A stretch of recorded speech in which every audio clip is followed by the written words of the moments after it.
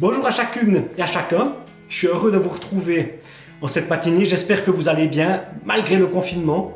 En fait le confinement, on vit avec, mais ça ne nous empêche pas de nous retrouver et d'être ensemble. Je suis donc heureux d'être avec vous, j'espère que vous partagez mon émotion et ma joie. Avant d'aller plus loin, j'aimerais tout d'abord adresser un immense merci pour cette personne sans qui rien n'arriverait. Je veux parler de Jérémy Ekwe. Alors merci de l'applaudir depuis chez vous. Un tout grand merci Jérémy Ekwe. C'est vrai que sans lui, sans ce technicien, sans cet homme de l'ombre, on ne pourrait pas se parler, je ne pourrais pas vous parler comme je le fais maintenant. Et c'est vraiment une grâce et c'est très précieux. Un tout grand merci Jérémy. Que va-t-il se passer ce matin? Nous aurons l'occasion de vivre un temps de louange ensemble. Et puis nous aurons l'occasion d'entendre Jonathan Thomet, que vous ne connaissez pas, un homme qui ne nous vient pas de très loin, mais qui aura vraiment des choses intéressantes à nous dire, vous le verrez tout à l'heure sur les images. Et puis après, on terminera aussi avec quelques-unes de vos vidéos que vous avez faites. Merci beaucoup d'avoir joué le jeu. Il y a encore un peu de place, donc si l'envie vous tente de, comme moi, vous essayer à la caméra, n'hésitez pas, comme ça je me sentirai moins seul. J'aimerais vous lire en guise d'introduction un court passage du psaume 149, c'est un des psaumes du jour qui est proposé par le lecteur de la Ligue pour lecture de la Bible. Psaume 149, versets 1 à 4. Louez l'Éternel, chantez en l'honneur de l'Éternel un cantique nouveau, chantez sa louange dans l'assemblée des fidèles. S'il est vrai qu'on n'est pas ensemble, puisqu'on est chacun chez soi, nous savons que celui qui nous lie les uns aux autres, c'est le Saint-Esprit. Et le Saint-Esprit n'est pas retenu par des portes, il n'est pas retenu par des murs ou par des mesures de confinement, mais le Saint-Esprit est avec vous comme il est avec nous, comme il est avec moi ce matin. Et c'est donc ensemble que nous voulons louer le Seigneur. Je continue. Qu'Israël se réjouisse en son Créateur, que les habitants de Sion soient dans l'allégresse à cause de leur roi, qu'ils louent son nom avec des danses, qu'ils le célèbrent avec le tambourin et la harpe. En effet, l'Éternel prend plaisir en son peuple, il accorde aux humbles le salut pour parure. Je vous invite à prier. Seigneur, j'aimerais te dire merci, parce que tu es bon, parce que tu étais bon hier, tu es bon aujourd'hui et tu seras bon demain. Seigneur, merci pour l'occasion qui nous est donnée au travers des moyens électroniques, des médias, d'être ensemble, d'être en relation les uns avec les autres et aussi avec toi. Merci de nous conduire, de nous bénir et de continuer à faire de nous des témoins de qui tu es, de ton amour. Amen.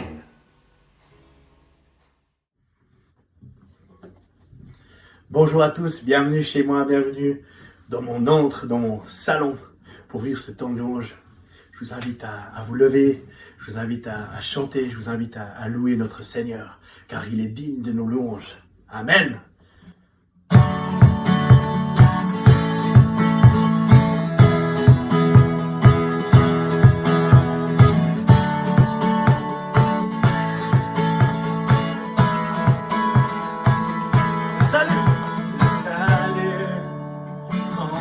L'obscurité et le royaume avance à la vitesse de la lumière. La liberté qui fait vibrer l'atmosphère, chassant les ténèbres alors que le soleil apparaît. Venu des cieux pour nous, descendu par amour, il règne à tout jamais. Jésus notre Dieu, oh nos yeux sont sur toi, Fils de Dieu notre Sauveur, toi l'image de l'amour, gloire à ton nom pour toujours.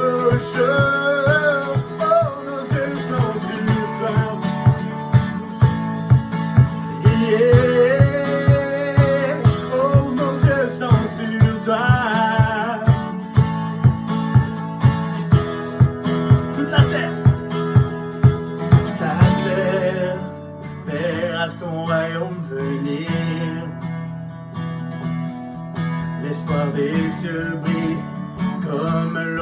ce matin. Pour toujours, il nous donne une vie nouvelle. Non plus aucune crainte, ténèbres dans sa lumière sans fin. Venu des cieux pour nous, descendu par amour, il règne à tout jamais. Jésus notre Dieu, oh nos yeux sont sur toi, Fils de Dieu notre Sauveur, toi l'image de l'amour, toi ton nom pour toujours, oh nos yeux sont sur toi, Fils de Dieu notre Sauveur, toi l'image de l'amour, toi ton nom pour toujours, oh nos yeux sont sur toi.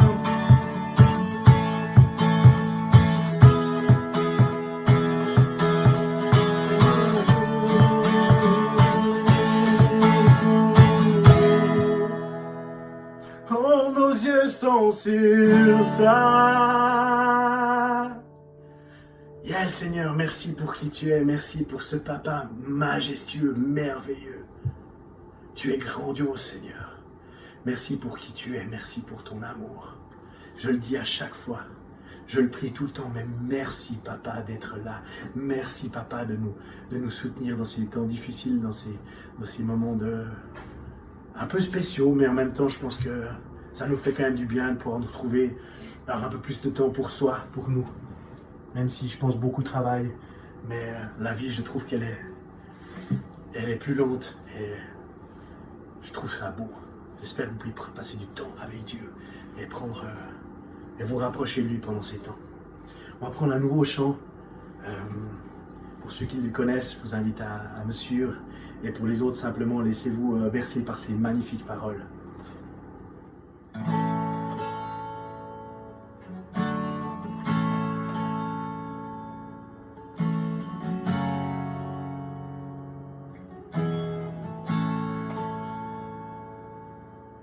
Nous sommes rassemblés, tous étrangers, mais du même sang,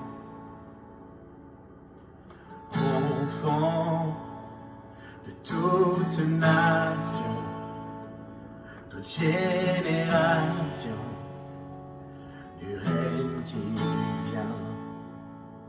Que ton cœur ne soit pas troublé, relève la tête et ne crains aucun mal. Fixe tes yeux sur sa grâce, Dieu est fou amoureux de toi. Encourage les tiens, bon, sois fort, souviens-toi d'où vient ton secours. Oh,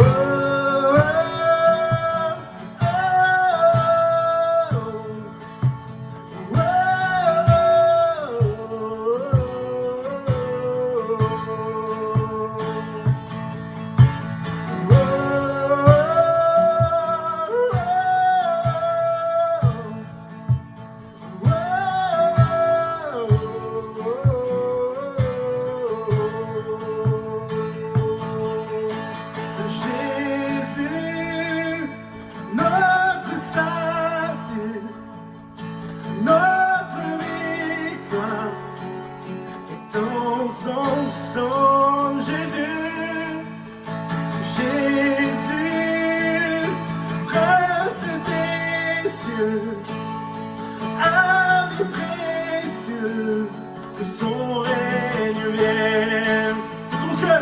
Que ton cœur ne soit pas troublé, relève la tête et ne crains aucun mal. Fixe tes yeux sur sa grâce, Dieu est fou amoureux de toi. Encourage les tiens, bon, sois fort, souviens-toi d'où vient ton secours.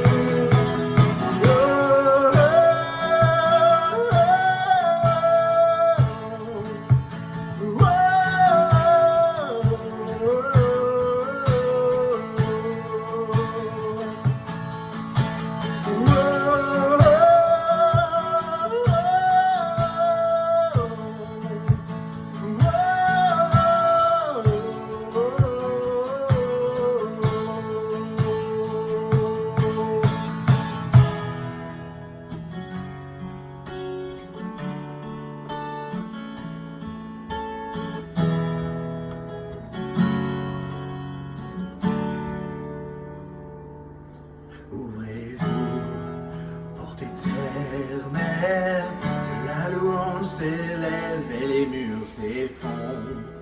Ô création, que tout ce qui respire entende ce chant.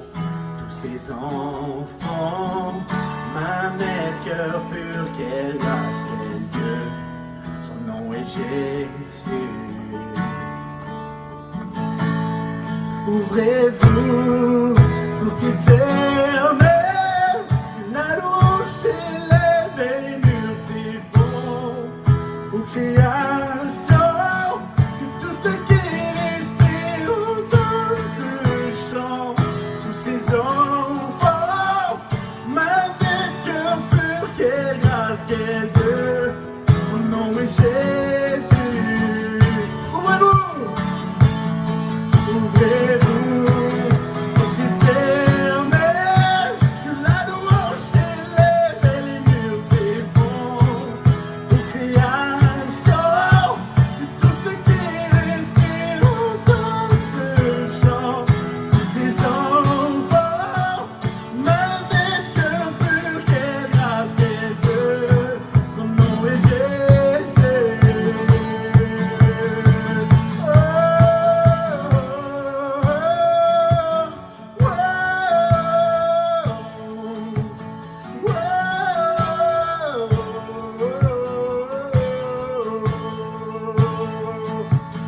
chant.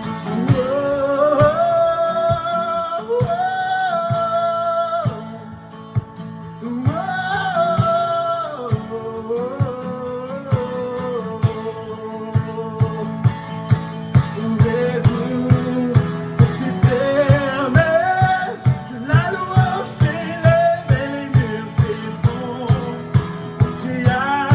grâce, quel Dieu, son nom est Jésus.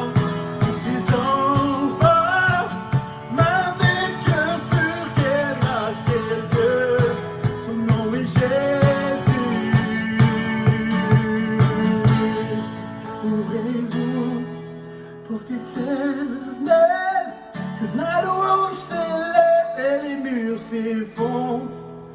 Création, que tout ce qui respire entende ce chant.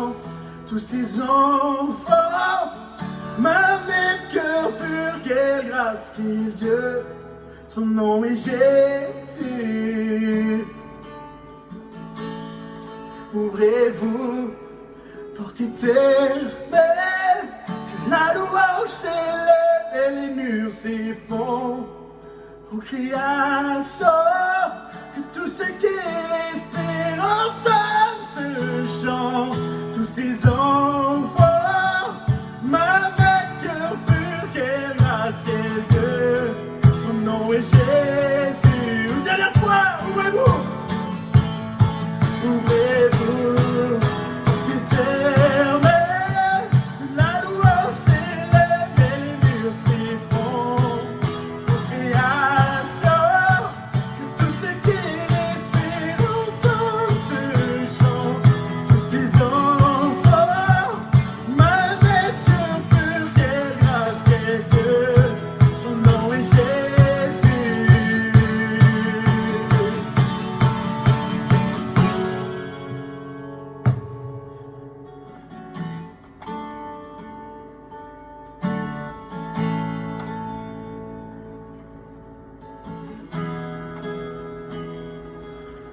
Son nom, Jésus, son nom, Jésus, son nom.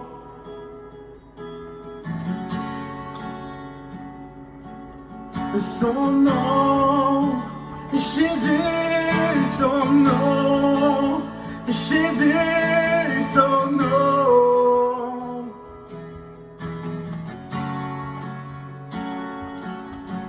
Son nom, Jésus, son nom, Jésus, son nom, Jésus, son nom, Jésus, son nom, Jésus.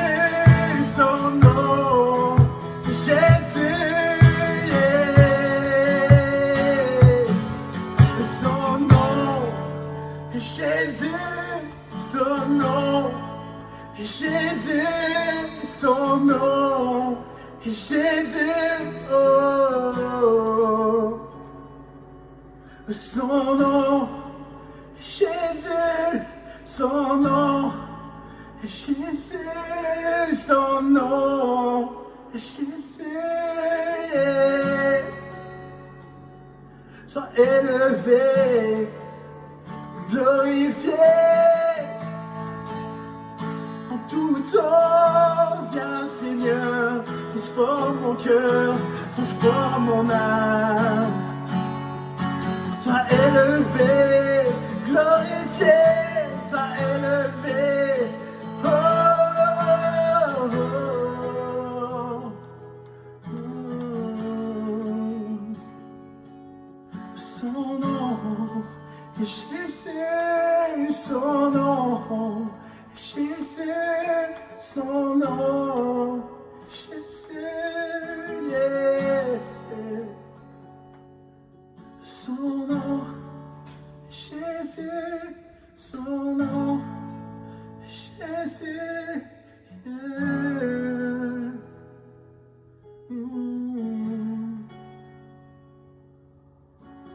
Viens Seigneur, transforme mon cœur, viens Seigneur, transforme ma vie, viens Seigneur, je t'ouvre mon cœur à jamais. Viens Seigneur, transforme ma vie, viens Seigneur, transforme mon cœur, viens Seigneur, dans ma vie, prends la place, je te laisse la place. Viens Seigneur, dans ma vie, viens Seigneur, transforme ma vie, viens Seigneur, viens Seigneur, déplace les montagnes, fais la place dans mon cœur. Je veux plus de toi, je veux plus de toi Seigneur. Je veux plus de toi, je veux plus de toi, je veux plus de toi, je veux plus de toi, viens Seigneur, dans ma vie.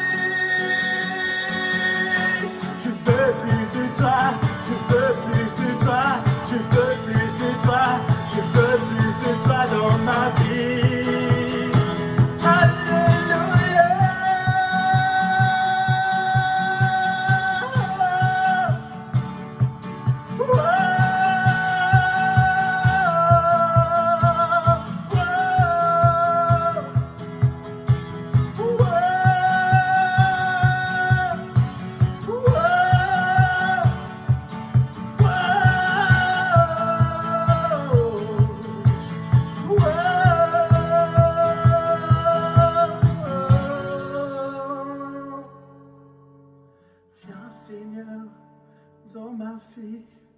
Viens Seigneur, prends ma vie. Viens Seigneur, je t'ouvre mon cœur à jamais. Amen. Alors Hervé m'a en fait proposé de parler du thème de l'honneur. Il me semble que c'est un thème que vous étudiez en ce moment. C'est vraiment chouette de voir que c'est un thème qui prend. Parce que typiquement chez nous aussi, on a eu Monique et Thierry Juvet qui sont passés. Et à côté d'eux, bien sûr, je ne suis pas du tout spécialiste, donc la première chose en fait qui m'est venue en tête, c'était d'essayer de bien définir qu'est-ce que c'était l'honneur pour moi. Puis la première chose qui m'est venue en tête, en fait, c'était le concept d'honorer une promesse. Qu'est-ce que ça veut dire? Eh bien, ça veut dire s'y tenir, ça veut dire la mettre en priorité et puis faire en sorte, en fait, qu'on la tienne, faire en sorte qu'on l'accomplisse. C'est un peu comme se lier soi-même, en fait, à une tâche qu'on est obligé de faire, en quelque sorte. La deuxième chose à laquelle j'ai pensé, c'était le fait d'honorer Dieu, à lui la gloire et l'honneur par exemple. C'est ce qu'on dit beaucoup, ce qu'on lit beaucoup aussi dans la Bible. Et puis, c'est quelque chose qui ressort beaucoup avec, par exemple, la gloire, la paix, la richesse, la sagesse, la force, la louange, la puissance, la grâce. Et puis, tous ces concepts-là ressortent beaucoup quand on parle justement de la gloire de Dieu. Finalement, le troisième aspect, alors après à ce moment-là j'ai dû commencer à sortir ma concordance justement pour trouver d'autres aspects de ce que c'est l'honneur. Et puis le troisième aspect en fait, c'est cette fois par rapport à l'homme. Puis Dieu l'honore en le plaçant à la tête de la création, mais l'homme est aussi appelé à honorer Dieu, ou son prochain, ou ses parents, selon le 5e commandement justement, qui est dans les 10 commandements donnés au peuple hébreu. Tu honoreras ton père et ta mère, afin que tes jours se prolongent dans le pays que l'Éternel ton Dieu te donne. Comme le dit si bien Paul aux Éphésiens, c'est le premier commandement qui est lié à une promesse. Et puis dans ma concordance, je suis tombé aussi sur quelques passages qui sont un petit peu plus difficiles, comme par exemple dans Romains 9 à 21, « Le potier n'est-il pas maître de l'argile pour faire avec la même masse un vase d'honneur et un vase d'un usage vil ?» Est-ce que ça voudrait dire par exemple que Dieu destine certains hommes à des œuvres qui sont déshonorantes? Je sais pas, c'est une question que je me suis posée. Ou bien Proverbe 13, 18, « La pauvreté et la honte sont le partage de celui qui rejette la correction, mais celui qui a égard à la réprimande est honoré. » Est-ce que ça veut dire que celui qui est pauvre, par exemple, n'a pas d'honneur? Voilà, c'est les questions que je me suis posées en essayant de chercher une définition à qu'est-ce que c'est l'honneur. En tout cas, une des choses que j'ai assez vite compris, c'est que le contraire de l'honneur, c'est la honte. Et puis, typiquement, quand j'ai compris ça, ça m'a très vite fait penser à deux situations dans la Bible, qui sont, l'une est très connue, l'autre un petit peu moins. La toute première situation à laquelle j'ai pensé, c'est celle dans Genèse 3. Juste après la chute, on voit justement Adam et Ève qui se cachent parce qu'ils ont honte, parce qu'ils ont peur, parce qu'ils ne veulent pas affronter les conséquences de leur péché face à Dieu. Et puis Dieu les appelle quand même. Et puis, bien sûr, il se passe ce que vous savez tous. Dieu justement les réprimande, les corrige, leur donne la punition de leur péché, les conséquences en fait de leur acte. Et puis après ça, il y a un très beau passage où justement Dieu prend le temps d'habiller Adam et Ève, et puis il les renvoie, mais il les renvoie en fait justement en ayant couvert leur honte. C'est-à-dire que il ne tient plus compte de leur acte, mais justement il les honore en les habillant. Et puis la deuxième situation se trouve en fait dans Zacharie 3. C'est un petit chapitre d'une dizaine de versets seulement, et puis je vais vous lire les 5 premiers versets, je trouve que c'est intéressant.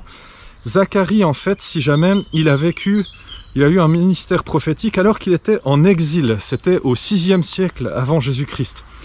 Il était en exil sous le règne de Darius le Grand, roi de l'Empire Médo-Perse. Je vous lis les 5 premiers versets. Un ange me fit voir Josué, le souverain sacrificateur, debout devant l'ange de l'Éternel, et Satan qui se tenait à sa droite pour l'accuser. L'Éternel dit à Satan, « Que l'Éternel te réprime, Satan, que l'Éternel te réprime, lui qui a choisi Jérusalem. N'est-ce pas là un tison arraché du feu ?» Or Josué était couvert de vêtements sales, et il se tenait debout devant l'ange. L'ange, prenant la parole, dit à ceux qui étaient devant lui, « ôtez-lui les vêtements sales. » Puis il dit à Josué, « Vois, je t'enlève ton iniquité, et je te revêts d'habits de fête. Je dis qu'on mette sur sa tête un turban pur, et ils mirent un turban pur sur sa tête, et lui mirent des vêtements. L'ange de l'Éternel était là. » Et puis ici, de nouveau, la honte et l'honneur en fait se font face. La honte de l'échec, la honte de la condamnation, la peur, la menace de la mort, et puis face à cela, Dieu réaffirme son amour pour Josué. Et puis Dieu lui rend sa dignité humaine en fait. Et puis il le réinvestit dans sa vocation de sacrificateur. Tout ça en tête, je vous propose ma définition de l'honneur. Pour moi, honorer, ça veut dire traiter quelqu'un selon son identité, selon qui il est vraiment, et puis pas forcément selon ses actes. Ou bien c'est traiter quelqu'un ou quelque chose selon qui il ou elle est vraiment. Et puis si on prend quelques exemples, Dieu par exemple est le créateur de l'univers, c'est lui la source de la vie, c'est lui la source de l'existence. C'est celui dont l'amour met tous les êtres en relation. Et honorer Dieu, c'est reconnaître qui il est. Il est le créateur, le sauveur, le Seigneur. Et puis honorer Dieu, c'est agir envers lui en conséquence justement de ces choses. Que dit la Bible sur l'homme et la femme par exemple? Son identité est-elle définie par l'âge, par la richesse, par le métier, par le sexe, par la famille, par la race? Aucune de ces choses en fait. Pour moi, pour l'identité de l'homme et de la femme, c'est bien sûr un sujet très vaste dans la Bible, Mais il y a deux passages clés qui ressortent clairement pour moi. Le premier se trouve dans Genèse, bien sûr, de nouveau. Et puis le premier dit « Dieu créa l'homme à son image, il le créa à l'image de Dieu, il créa l'homme et la femme. » Et le deuxième se trouve dans Galates. « Il n'y a plus ni juif ni grec, il n'y a plus ni esclave ni libre, il n'y a plus ni homme ni femme, car tous vous êtes un en Jésus-Christ. » Dans ces deux passages, moi je tire que Dieu m'appelle à honorer mon prochain. Il m'appelle à ne pas traiter l'autre selon sa race ou sa religion, c'est-à-dire juif ou grec dans le texte de Galates, ou selon son statut social, esclave ou libre, ou même selon son sexe, homme ou femme. Mais comme l'image de Dieu, le représentant de Dieu sur terre. Et de ce point de vue, honorer quelqu'un revient à le mettre en valeur dans son identité et dans son rôle au sein de la création. C'est ce que fait Dieu quand il honore quelqu'un d'ailleurs. Il relève les humbles, les faibles, les fragiles, il abaisse les orgueilleux, les hautains, et il juge sévèrement les riches. En fait, quand Dieu honore, on peut dire que d'une certaine manière, il remet un peu tout le monde à sa juste place. Et ce qui est génial, c'est qu'il le fait justement avec amour et avec vérité. La vérité, c'est que tu es honoré quand tu es à ta juste place à cet endroit-là. Alors maintenant qu'on a trouvé une bonne définition, honorer, c'est traiter quelqu'un selon son identité. Maintenant aussi qu'on a bien défini qu'est-ce que c'est l'identité de Dieu, l'identité de l'être humain, on peut se demander comment est-ce que ça fonctionne en fait. Quelles sont les dynamiques qui mettent l'honneur en mouvement ou en application? Est-ce que l'honneur a certains mécanismes et est-ce qu'il évite certains autres mécanismes? Oui, je pense que l'honneur a certains mécanismes et n'a pas d'autres mécanismes. Par exemple, un des principes auxquels je pense, c'est la gratuité. L'honneur est gratuit, ça veut dire qu'il ne se mérite pas, il ne se paye pas, il ne se gagne pas par les œuvres et surtout, il ne se marchande pas. On a beaucoup de peine avec ce concept en fait. Mais de par son identité pure, chaque humain reçoit l'honneur dû à l'image de Dieu. Il n'y a rien besoin de faire pour être honoré. Même tout mauvais ou tout bon acte que j'aurais fait ne devrait pas changer l'honneur qui m'est dû en tant qu'image de Dieu. C'est aussi de cette manière que nous sommes appelés à honorer, gratuitement. C'est-à-dire sans tenir compte forcément des bons ou des mauvais actes de l'autre. Ça veut dire aussi que quand on honore quelqu'un, quand on l'affirme dans sa place au milieu de la création, puisque cette démarche est gratuite, alors on n'attend rien en retour de la part de cette personne. Un deuxième mécanisme de l'honneur, je pense, c'est un mécanisme qui rassemble en fait en même temps le concept d'amour et le concept de vérité. Pourquoi est-ce que l'honneur rassemble le concept de vérité? La dynamique de la vérité, c'est parce que l'honneur encourage chez l'autre ce qui découle de son identité et reprend chez l'autre ce qui ne découle pas justement de son identité. Et puis c'est aussi une dynamique de l'amour parce que l'honneur, c'est un don gratuit qui ne tient pas qui ne tient compte que de l'identité de l'autre. Comme c'est si bien noté dans Jean 3,16, vous connaissez bien ce verset. L'amour donne. Dieu a tant aimé le monde qu'il a donné. Dieu a tant aimé le monde qu'il a donné. J'aime bien m'arrêter à cet endroit-là parce que l'amour, la preuve d'un amour, c'est un amour qui donne. Honorer quelqu'un, c'est un acte d'amour, c'est un acte de don de sa part envers son prochain. Et le bonheur et le bien, c'est pas quelque chose de très compliqué en fait. Pour être heureux, il suffit d'être à la place à laquelle Dieu nous appelle. Et c'est reconnaître la place correcte de Dieu et des autres dans notre vie. Et quand Dieu appelle quelqu'un, c'est pour son bonheur qu'il l'appelle justement. C'est bel et bien une démarche d'amour et de vérité. Sache que tu es mon enfant, sache que je t'aime. Et c'est en me mettant à la première place dans ta vie que tu seras pleinement heureux et pleinement accompli. Vous voyez, honorer l'autre est à la fois une démarche d'amour et de vérité. Ce qui nous mène en fait au troisième mécanisme. Si l'honneur est basé sur l'identité, et que l'identité de chaque créature dans la création est établie par Dieu, alors l'honneur qui est à rendre à chacun est en fait établi par Dieu. Et l'honneur ne peut être établi que par lui seul. Ça veut dire que chaque chose a sa place dans la création, en se rappelant bien sûr que Dieu a fait toutes choses bonnes. Et c'est un peu là qu'on se heurte au passage difficile justement que j'ai mentionné tout à l'heure. Dieu est-il le potier qui a destiné certains vases à un usage honteux? Mais ce qui reste quand même, c'est que Dieu est la source de tout honneur qui peut se donner sur terre. Puisque honorer quelqu'un, c'est reconnaître dans cette personne l'identité qu'elle a en Dieu. Et puis, je pense que par rapport justement à ces passages difficiles, eh bien, le péché justement a beaucoup changé les choses, a beaucoup changé l'ordre créationnel. Et justement, ça a pu affecter, je pense, cette notion d'honneur. Le corollaire de ça, c'est que, en fait, même un non-chrétien qui honore son prochain, selon sa place dans la création, fait aussi la volonté de Dieu. Et un autre corollaire de ça aussi, c'est que, par exemple, comparer les comportements humains aux comportements animaux, en tant qu'exemple ou en tant que contre-exemple, c'est égal, c'est une démarche qui est en fait dangereuse, car elle fait le déni de l'identité différente donnée par Dieu, et donc de la place d'honneur différente donnée par Dieu à l'être humain ou aux animaux. Alors depuis tout le temps que je cause, c'est quand même gentiment le moment de parler du jeune homme riche et puis de l'histoire que nous avons entendue ce matin.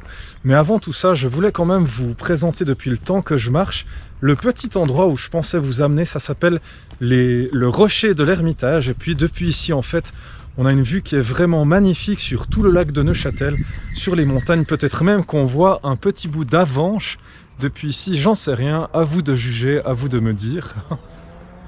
Donc c'est vraiment un coin sympa et puis aujourd'hui on a vraiment de la chance, il fait super beau. Alors revenons au jeune homme riche, je vais me mettre par ici. Revenons au jeune homme riche. Donc si on résume, on a appris en fait que honorer c'est traiter quelqu'un selon son identité.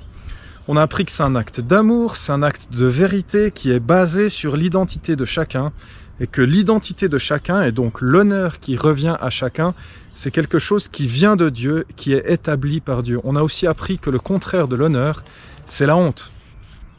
Et je vous propose de regarder en détail la dynamique de la conversation, un petit peu avec quelques sous-titres. Donc un peu de contexte pour commencer en fait, dans l'histoire de Jésus et du jeune homme riche, avant cela, Jésus était auprès des enfants pour lesquels il a grondé ses disciples en leur disant laissez venir à moi les petits-enfants et ne les en empêchez pas, car le royaume de Dieu est pour ceux qui leur ressemblent. Je vous le dis en vérité, quiconque ne recevra pas le royaume de Dieu comme un petit enfant, n'y entrera point. Et certainement que le jeune homme riche était juste là, il a entendu ces paroles. Et il était très intrigué. Et au moment où Jésus s'est à peine éloigné des enfants, il a couru, il a fait un énorme vol plané, il s'est jeté aux pieds de Jésus et lui a dit « Vie éternelle, que faire pour obtenir la vie éternelle ? Réponds-moi, toi qui es un bon maître. » Et puis ici, on voit justement que ce jeune homme riche perçoit Jésus comme un bon maître. C'est l'identité qui est perçue par ce jeune homme. Et la première chose en fait que Jésus fait, c'est le reprendre justement sur son identité présumée. Il lui dit « Tu dis que je suis un maître, mais non, je suis Dieu. » Et c'est un autre honneur qui m'est dû en fait. Mais bon, il ne lui en tient pas trop rigueur, donc ça va. Donc revenons à la question du jeune homme. C'est quand même, j'ai envie de dire, la question la plus importante de la Bible. La question centrale à laquelle la Bible répond du début jusqu'à la fin. Et là, Jésus répond d'une manière, pour moi, qui est vraiment étrange. Vraiment étrange. Pourquoi est-ce qu'il répond « Tu dois suivre la loi » ? Ou bien, pourquoi est-ce que, par exemple, il ne répond pas « Eh bien, suis les 2 commandements les plus importants. Aime ton Dieu de tout ton être et aime ton prochain comme toi-même. » Mais non, Jésus choisit de répondre « Ne vole pas, ne tue pas. » Et je trouve ça un peu plat, en fait. Et je me suis demandé pourquoi est-ce que Jésus répond de cette manière si plate. Ça lui ressemble peu. Et c'est un peu ma lecture, et je pense en fait que ce qui s'est passé, c'est que Jésus teste la démarche de ce jeune homme. Est-ce que cette démarche est authentique? Est-ce que le jeune homme a vraiment soif? Ou est-ce qu'il recherche simplement la validation d'un maître? Imaginez-vous le film autrement, par exemple, le jeune homme ne cherche que la validation du maître de la loi, et puis après avoir reçu cette validation, il lui dit « Eh bien oui, je me rends compte que j'ai observé justement toutes ces choses dès ma jeunesse, et donc je sais maintenant que je suis sauvé par tes paroles. Merci beaucoup, au revoir. » Non, le jeune homme justement ne réagit pas comme ça. Et le jeune homme répondra bien sûr, oui, j'ai obéi à la loi, mais il reste et il comprend qu'il y a plus, il comprend qu'il y a besoin d'une justice qui soit plus grande, d'une justice qui soit plus profonde. Et puis ça veut dire en fait qu'il a soif, ça veut dire que sa démarche est authentique, sa démarche est sincère. Et Jésus le voit et Jésus le teste pour ça. Et après avoir entendu sa réponse, Jésus lui dit qu'il l'aime. Enfin, c'est dit dans le texte, pardon, que Jésus l'aima. Je change de main. Donc même si cet homme n'a pas reconnu que Jésus était le Messie, que Jésus était Dieu, même si cet homme est dans une perspective de marchandage pour son salut, comme on le verra par la suite, Jésus l'aime parce qu'il a sincèrement soif, parce que sa démarche est authentique. Donc après avoir testé l'authenticité de sa démarche, Dieu l'honore par une des plus belles réponses qui soit possible. Et il lui dit, tu dois remettre toutes les choses à leur bonne place dans ta vie. Tu dois remettre Dieu à la première place dans ta vie. Tu dois mettre les autres aussi dans une place de priorité dans ta vie. Et puis l'argent doit devenir ton serviteur. Plus ton idole, mais ton serviteur. Ou autrement dit, en fait, il redéfinit pour cet homme la place que toute chose devrait avoir dans la création et dans son cœur. Donc Jésus rappelle l'identité de chacun et de chaque chose pour cet homme selon l'ordre justement établi par Dieu. C'est une parole qui proclame juste comment sont les choses. Et pourtant, c'est une parole qui est remplie d'amour, c'est une parole qui est remplie de vérité, c'est une parole qui est libératrice, c'est une parole qui apporte le bonheur. Incroyable. Mais le jeune homme riche a de la peine, justement. Il a passé toute sa vie au sommet de son univers, accompagné de sa fortune, et lâché sa place de privilège, ainsi que tout ce qui fait son confort n'est pas chose aisée, parce que justement, il est dans ses démarches de marchandage. Les choses se payent. Je respecte la loi pour obtenir la vie éternelle. Donc les rencontres avec Jésus provoquent souvent des réactions qui sont polairement opposées. Soit c'est la joie, l'approbation, la louange, soit c'est la colère et la haine de la part des pharisiens. Mais il n'y a qu'une seule fois dans la Bible où il y a une réaction de tristesse, et c'est avec ce jeune homme riche qui repart de cette rencontre avec Jésus rempli de tristesse. C'est bizarre. Pourtant, il était sincère, pourtant, il était authentique, et Jésus lui a répondu avec tellement d'amour et tellement de vérité.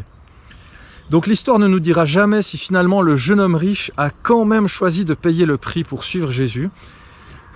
Mais on peut se rendre compte au moins qu'une autre perspective à la question « Que faire pour être sauvé ?» ça peut être « Donne l'honneur qui est dû à Dieu, à chacun, à chacune et à chaque chose. » Et ceux qui préfèrent agencer leur importance différemment sont justement ceux qui sont en danger, parce qu'ils rejettent l'identité que Dieu a établie pour toute chose.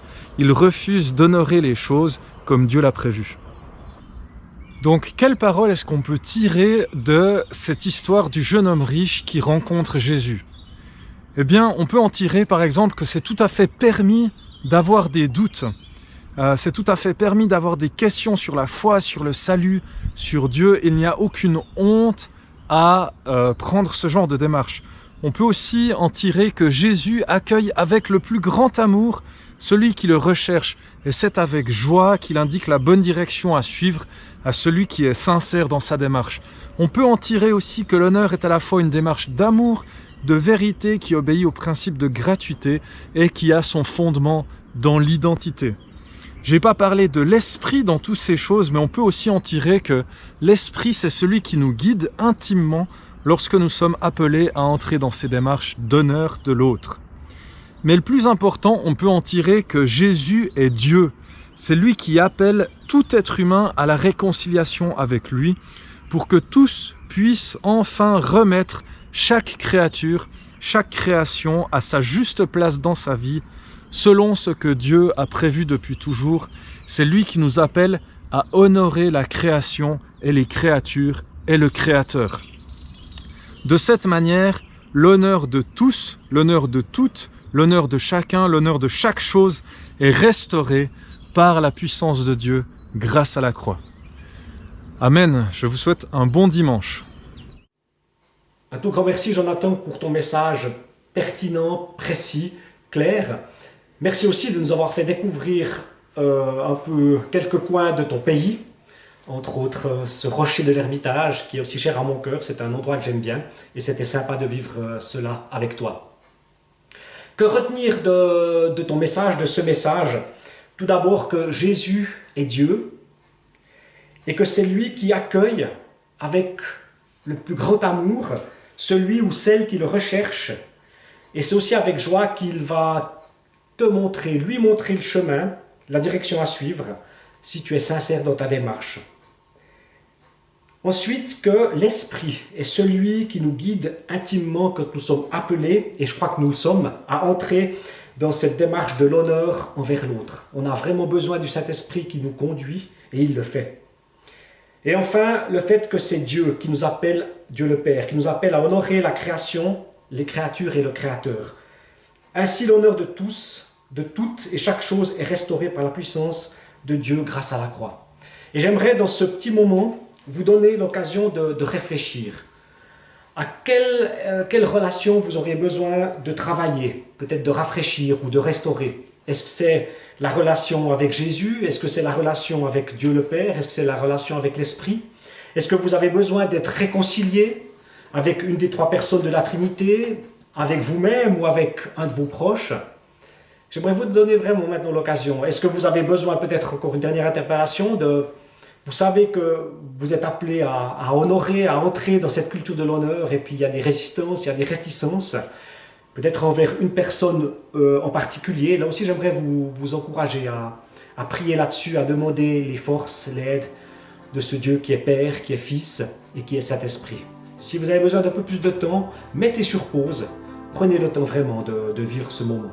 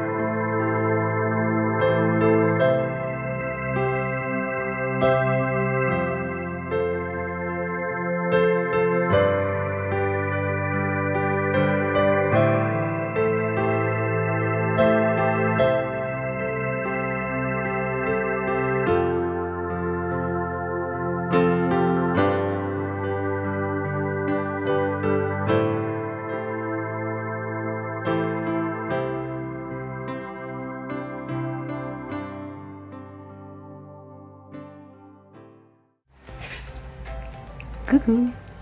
Aujourd'hui, je suis reconnaissante pour le brocoli, les racines rouges, les spaghettis curry ananas et le soleil qui brille.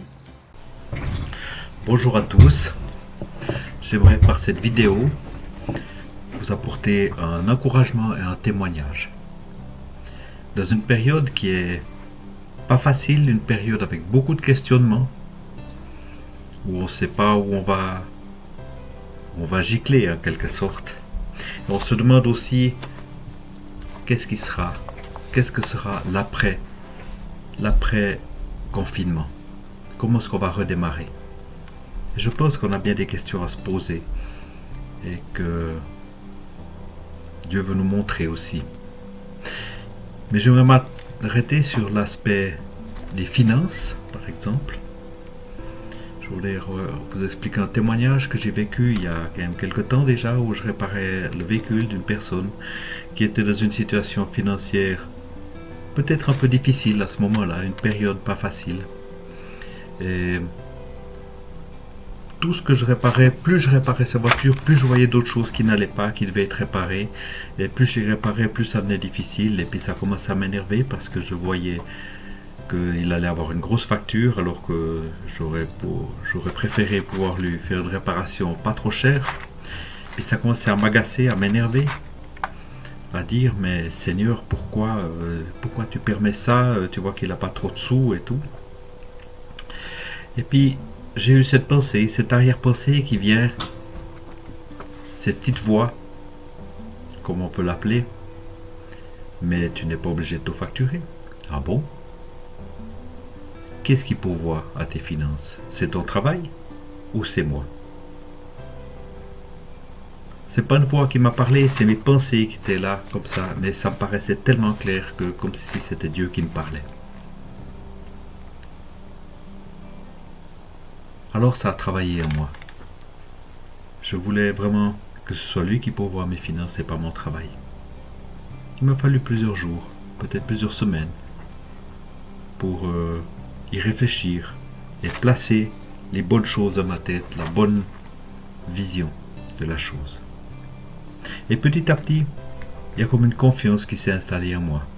Si je me trouve maintenant dans une période où j'ai pas de travail, ou pas beaucoup de travail, il n'y a même plus d'angoisse. Je suis serein, confiant. Parce que Dieu, il veut pourvoir. Je me redis encore, mais c'est lui qui pourvoit. Le travail, c'est une chose. Les finances, c'est lui qui pourvoit. Je me sens beaucoup plus libre. Et Dieu est fidèle. Dieu pourvoit quand il faut. Alors j'aimerais vous encourager aussi, dans ce temps qui va venir, de laisser cette confiance venir, parce que Dieu détient tout pouvoir et il peut pourvoir à vos finances dans quelle que soit la situation qu'on est. Dieu n'est pas impressionné par notre réalité. Il est au-dessus. Et je vous encourage vraiment à garder cette vision que c'est lui qui pourvoit à vos finances. Et c'est pas notre travail, notre situation, notre carrière ou quoi que ce soit. Il détient les porte-monnaies, il détient nos porte-monnaies. Il a le pouvoir de les crever et de les remplir. Donc je vous invite vraiment aussi à faire cette démarche de confiance. Et personnellement, je pense qu'on en aura besoin dans les temps qui vont venir. Je vous remercie de m'avoir écouté. Je vous dis à bientôt quand on pourra se voir. Et soyez tous bénis. Au revoir. Hello l'équipe, hello tout le monde, j'espère que vous allez bien chez vous, avec vos familles et tout. Moi en cette période un peu plus difficile ou plus spéciale, moi j'ai envie de dire, je suis reconnaissant pour vraiment pas mal de choses. Déjà d'avoir la chance de vivre en Suisse, la chance de pouvoir encore sortir, de pouvoir aller se promener, de pouvoir croiser des gens sans forcément discuter, mais juste le fait de voir d'autres personnes, c'est aussi vraiment chouette. Je suis aussi reconnaissant pour toute cette nature qui nous entoure. Moi, c'est un truc que je suis chaque jour un peu plus émerveillé, parce que chaque jour la nature se réveille un peu plus et ça me montre à quel point c'est magnifique et comme chaque chose est vraiment parfaite, et je suis vraiment émerveillé dans toutes ces fleurs, ces arbres. Vous direz que c'est peut-être une déformation professionnelle, mais je suis vraiment reconnaissant pour ça, de pouvoir voir toute cette nature qui se réveille, alors que peut-être le monde est en train de changer. La nature, elle reste la même et puis elle reste toujours aussi belle et toujours... c'est vraiment quelque chose de grand et de grandiose. Je suis reconnaissant aussi pour tous les gens, comme j'ai dit, qui m'entourent, pour le groupe de jeunes. On a de la chance d'avoir un groupe de jeunes solide qui durant ces temps, on est toujours là, on peut toujours discuter, se rencontrer, faire des lives Discord avec ces responsables juste incroyables qu'on a dans notre groupe de jeunes. Je suis reconnaissant pour eux, parce que franchement ils font un travail monstrueux derrière. Nous on voit pas tout, et puis mon frère il reste, du coup j'ai la chance de voir tout ce qu'il fait un peu par derrière. Du coup je suis vraiment reconnaissant pour leur travail et ce qu'ils font pour faire grandir le groupe de jeunes. Et je suis reconnaissant d'être dans ce groupe de jeunes, juste fantastique. Donc voilà, je suis reconnaissant pour toutes ces choses, pour tous ces gens, pour tout ce qui nous entoure, pour tout ce qui est avec nous. Et je me réjouis de voir la suite. Et puis je me réjouis de vous revoir pour aller ici peut-être au bord du lac. Là-bas. Peut-être pour faire, je sais pas, j'espère des grillades une fois. Hein, je me réjouis de vous revoir en tout cas. Soyez bénis et à une prochaine. Ciao ciao. Merci beaucoup les amis pour ces vidéos pleines de fraîcheur, pleines de créativité, mais aussi qui nous édifient et qui nous permettent de prendre des nouvelles les uns des autres. Merci beaucoup. Donc ceux qui ne se sont pas encore lancés, je vous y encourage. Hein, on ne meurt pas, c'est même très très sympa et c'est très encourageant et édifiant. Merci beaucoup. Avant de conclure, j'aimerais d'abord nous rappeler que le 31 mai prochain, il y aura d'ailleurs une slide qui apparaîtra dans tout à la fin.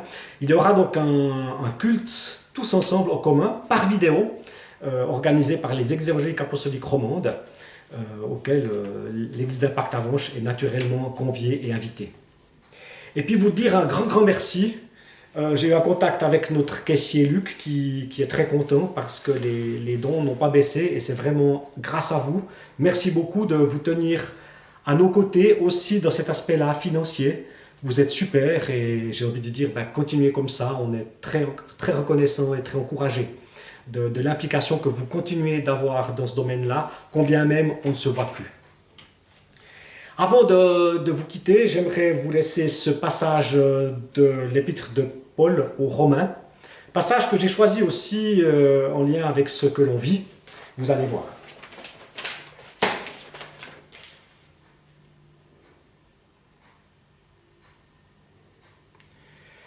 Qui nous séparera de l'amour de Christ?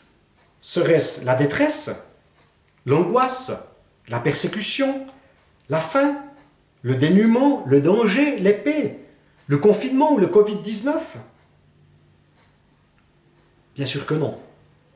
Et Paul va dire un peu plus loin, en effet, j'ai l'assurance que ni la mort, ni la vie, ni les anges, ni les dominations, ni le présent, ni l'avenir, ni les puissances, ni la hauteur, ni la profondeur, ni aucune autre créature, y compris les virus, ne pourront nous séparer de l'amour de Dieu manifesté en Jésus-Christ, notre Seigneur.